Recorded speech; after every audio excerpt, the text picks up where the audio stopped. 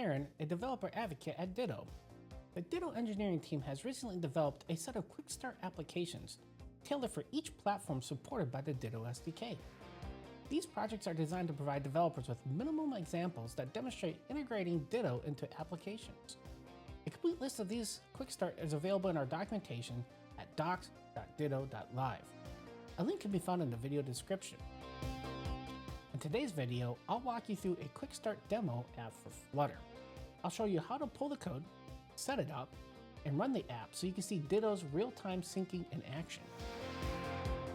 Before we dive in, let's make sure you have the following set up: a Ditto Portal account, Git installed on your computer, Android SDK installed and working on your computer if you plan on developing Android Flutter applications, Xcode and the Xcode command line tools if you plan on developing Flutter iOS applications, and finally, Dart and Flutter installed on your computer and configured with your IDE of choice.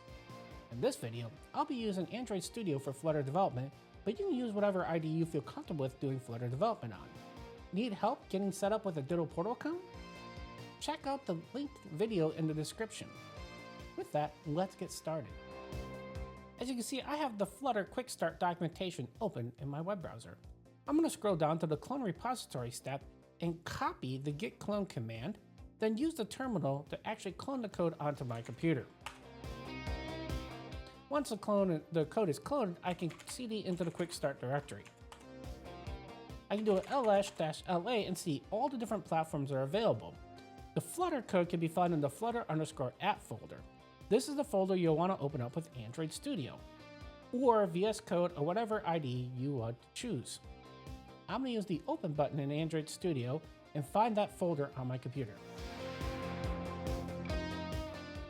With the repo open in Android Studio, I'm going to use the terminal that is built into Android Studio and the flutter pub get command to restore all the packages that this demo app uses. As you can see here in Android Studio, my app is not currently running with Dart. This is because per project you have to set up the location of Dart and Flutter so Android Studio knows which version to use. I'm going to use the Android settings menu option to go into first Dart and enable Dart for this project, and then select the Dart SDK path, then go into Flutter section, go through and select the Flutter SDK path. Once I click apply and OK, it'll take a few seconds, but my IDE will update. I'll be able to see all the devices that I can run, and I can also see that the main Flutter Dart application no longer has the red X in it.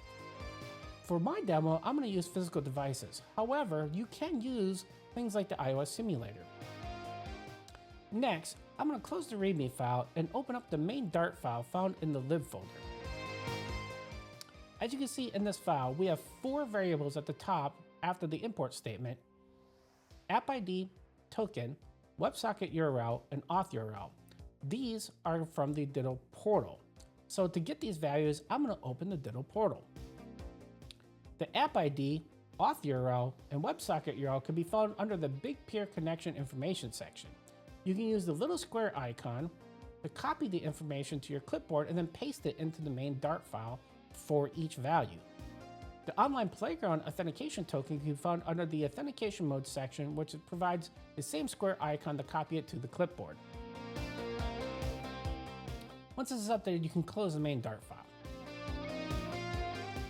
Remember, you need to have an iOS simulator, Android emulator, or physical device connected to your computer, or the Flutter run command will not be able to find a device to install the app on. For Android, I'm going to use a physical Google Pixel 6a phone that's connected to my computer. To do this, I'm going to pull down the list of devices and select the Pixel 6a mobile phone from the list, and now I can click the Run button in Android Studio to push a version of this application to that device. I'm going to use an app called Visor to allow me to physically see the phone on my computer of my Android device. Note that when building, it could take a few seconds to push it to the device. Once the app is up and running, you'll notice I already have some tasks in the list. This is because the app code automatically adds some tasks to the list, and I added some tasks when I was testing the app. Now that I have the Android version of the app running, I'm going to stop this and run it on my iPhone.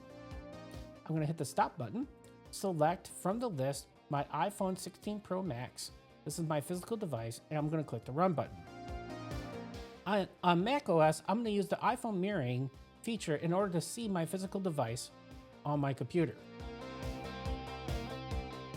Note again, when this pushes to the phone, it could take a few seconds. While this is running, I'm going to go through and make sure I relaunch the app on my Android phone.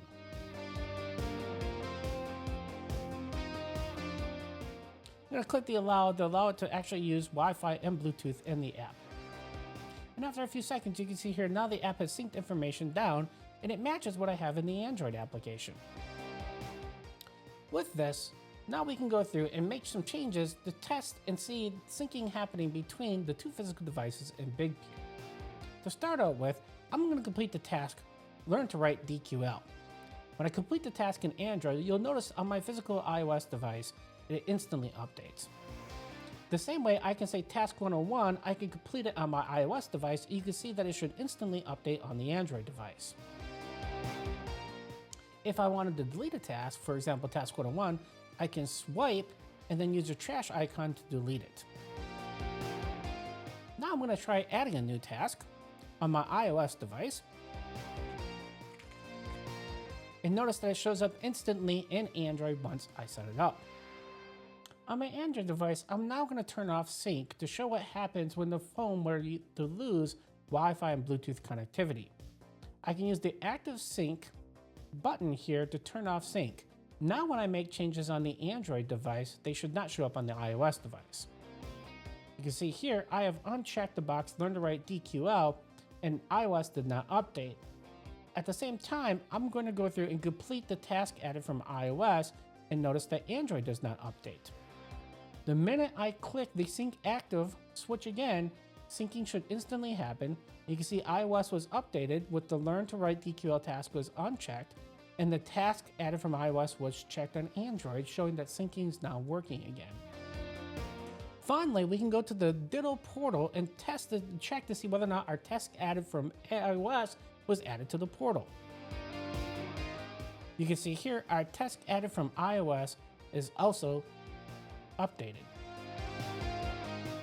This is the power of Ditto, enabling offline first applications with seamless peer-to-peer and cloud syncing. With a minimum setup, you can build an app that syncs instantly, keep devices in sync even offline, use Bluetooth, Wi-Fi, and local networks for data transferring. Thanks for watching, and I look forward to seeing you in the next video.